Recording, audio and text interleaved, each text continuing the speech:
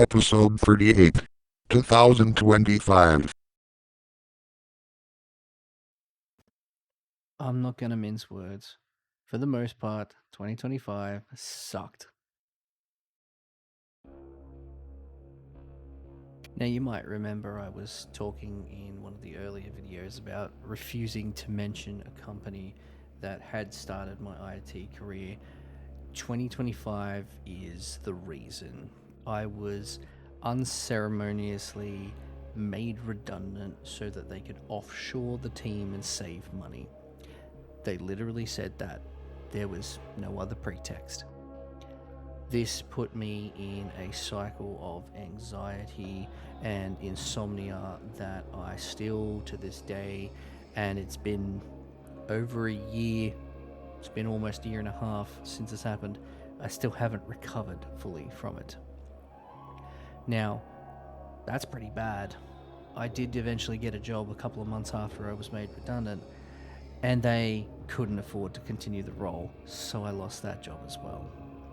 Now, I had a redundancy payout, so I wasn't broke, and we decided to bring a bit of light into the situation.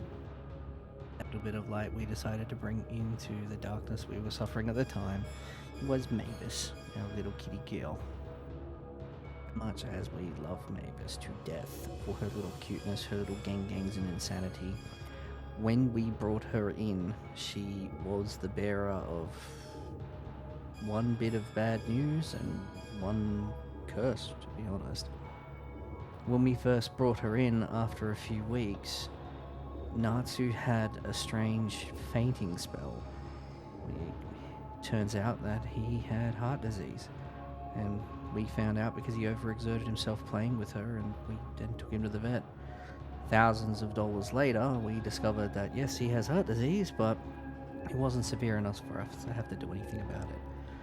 And then, a couple of months after he got back to his new normal, started feeling well, Mavis had brought ringworm with her. He was given the all clear by a vet, and this vet did not check for spores.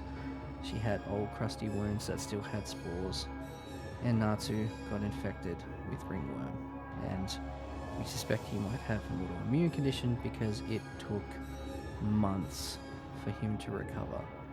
During that time, we had to keep him isolated in a separate room where he barely got to see anyone. He lost a lot of weight, and it really took a mental toll on him.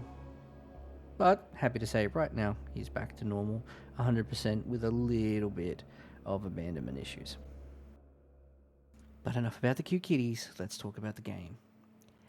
Now, I played Vampires the Masquerade Bloodlines back in the day when it was brand new and buggy as hell. I loved that game. I thought it was amazing. If it had have been unbuggy and had have been finished properly, it probably would have made it onto this list. But it had its issues. But I did love the game, and as soon as I heard that someone was working on a sequel, I got stoked.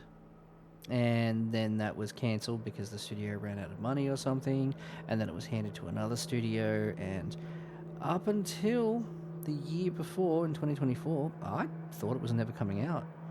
And then it did.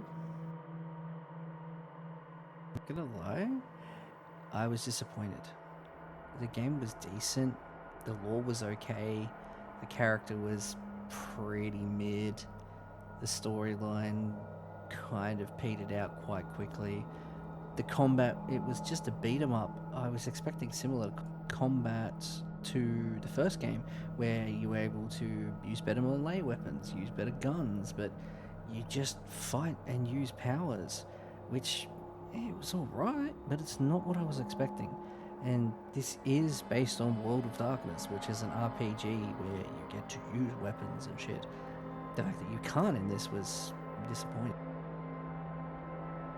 So in this, you're an ancient. You're not quite an antediluvian, but you're a very old vampire from a long time ago, and you need to acclimate to new society. At the beginning of the game, something happens. In a blood frenzy, because you've just come out of torpor, you basically eat someone. And spoiler alert for the story, Eating this person activates a curse, which puts that person's mind inside you. Yeah, that's some weird shit. But it's an interesting from a like LA noir sort of perspective, as he's a investigator from the early 20s. Alright, let's get to the scoring. So starting with fun factor, 6.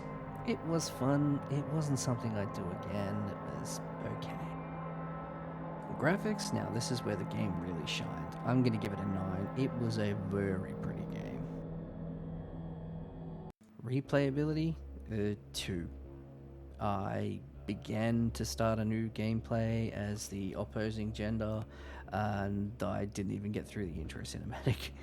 I don't think I'm going to be going back and playing this game. I kind of regret pre-ordering it, to be honest.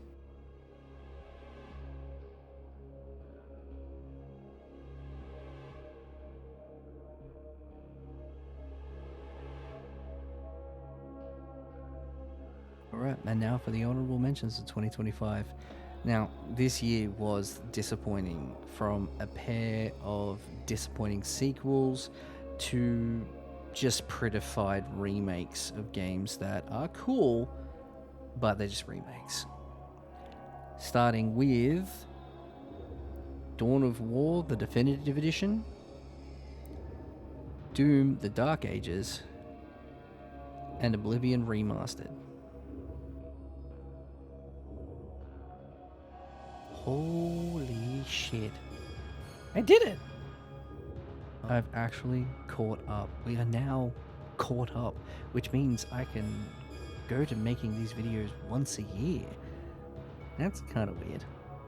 But anyway, thank you so much for watching, and thank you so much for coming along with me on this journey. And I hope to catch you not only in the next video, but on the next stream, which is coming up soon. Until then, bye-bye!